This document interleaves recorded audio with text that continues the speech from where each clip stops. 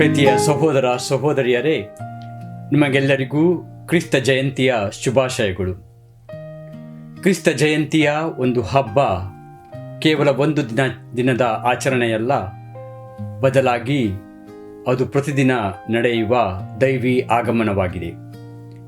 ದೇವರು ನಮ್ಮೊಂದಿಗೆ ಇದ್ದಾರೆ, ದೇವರು ಮನುಷ್ಯರ ಮಧ್ಯೆ ಆಗಮಿಸಿದರು ಎಂಬ ಗಾಢವಾದ ಸತ್ಯವನ್ನು ನಾವು ಆಚರಿಸುತ್ತೇವೆ. ಈ ಆಚರಣೆಯಲ್ಲಿ ಕೇವಲ ದೇವರು ನಮ್ಮೊಂದಿಗೆ ಇರುವುದು ಮಾತ್ರವಲ್ಲ, ನಾವು ಕೂಡ ಉದಾತ್ತ ಮಟ್ಟಿಗೆ ಅಥವಾ ಉನ್ನತ ಮಟ್ಟಿಗೆ ಕರೆಯಲ್ಪಟ್ಟವರಾಗಿದ್ದೇವೆ.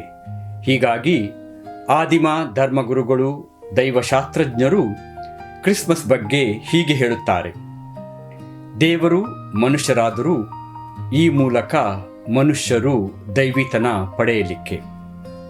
ಹಾಗಾಗಿ ಕ್ರಿಸ್ಮಸ್ ಎಂಬುದು ಕೇವಲ ದೇವರ ಆಗಮನ ಮಾತ್ರವಲ್ಲ, ಅದು ಮಾನವರ ಅಥವಾ ಮನುಕುಲದ ಗಮನ ಕೂಡ ಆಗಿದೆ. ಗಮನ ಎಂಬ ಪದ ಸಂಸ್ಕೃತ ಭಾಷೆಯಲ್ಲಿ ಕೇವಲ ಸ್ಥಳಾಂತರವಾಗುವುದು ಮಾತ್ರವಲ್ಲ, ಅದರ ಜೊತೆಗೆ ಅದು ಒಂದು ಪ್ರಗತಿಪರ ಹಾಗೂ ಉದ್ದೇಶಪೂರ್ವಕ ಒಂದು ದಿಕ್ಕನ್ನು ಸೂಚಿಸುತ್ತದೆ. ಹಾಗಾಗಿ ದೇವರು ಮನುಷ್ಯರಾದರೆ ನಾವು ಕೂಡ ನಮ್ಮ ನಡತೆ, ನಮ್ಮ ಮಾತು ಹಾಗೂ ನಮ್ಮ ಕೃತಿಯಲ್ಲಿ ದೇವರಂತೆ ಆಗಬೇಕು. ಅದೇ ಕರೆ ನಮಗೆ ಇಂದು ಲಭ್ಯವಾಗುತ್ತದೆ.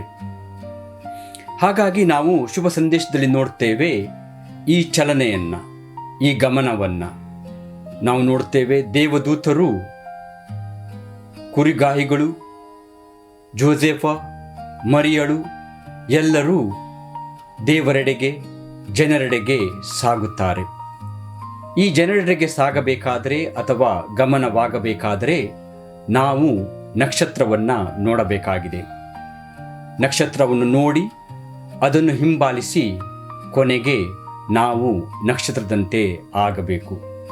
ಹಾಗಾಗಿ ಪ್ರಿಯರೇ, ಕ್ರಿಸ್ತ ಜಯಂತಿಯ ಆಚರಣೆ ಕೇವಲ ದೇವರ ಆಗಮನ ಮಾತ್ರವಲ್ಲ, ನಮ್ಮ ಗಮನ ಕೂಡ ಆಗಿದೆ.